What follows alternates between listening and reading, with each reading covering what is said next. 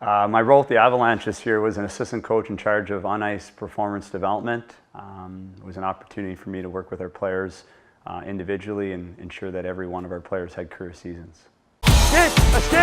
This Shawn is the reason we're seeing what you're talking about, speed. Yeah, that's it right there. That's it, nice.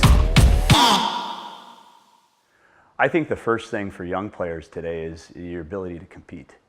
I think that that's number one for anybody. So I would say your ability to compete, which actually kind of ties into your character. Well, I mean, I think the first player you got to talk about when you think of a player that's special is Nathan MacKinnon. I mean, you look at him, and I was very, very impressed from the day I got to Colorado about the way he worked.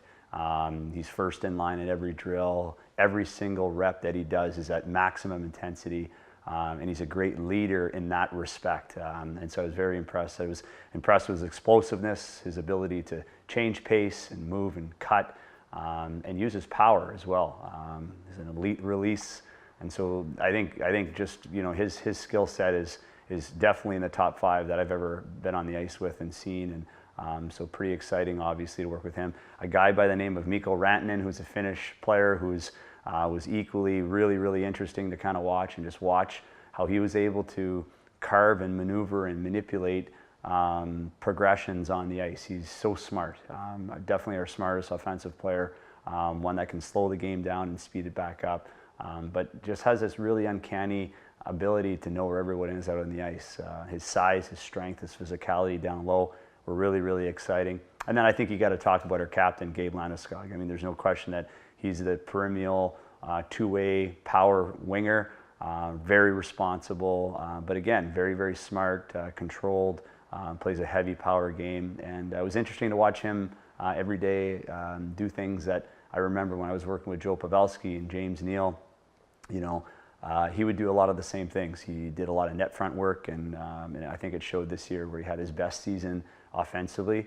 And a large percentage of his goals were right in around the paint, getting tips, redirects on pucks, and battling and keeping his stick free and finding that open space for second and third chances. So I think those 3 guys were really exciting to watch. And I have to say too, I was really impressed with Tyson Barrie. Just his skill, his ability to skill his way through situations. We talked a lot about trying to map situations to help him. But his skill is so elite that he can play through you, he can play around you.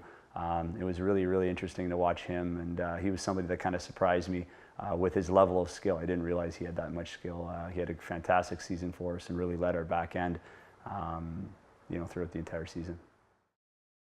You know, for us and for me, even though I'm a skills coach, I'm a coach that kind of specializes in skill development and human performance development on the ice.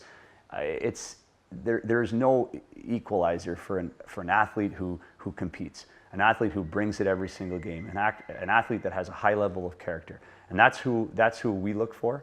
As a coaching staff, that's what I look for personally in a person, whether it's hiring someone, you know, with our business, whether it's, you know, working with a player in the off season. You're always more excited to work with those players.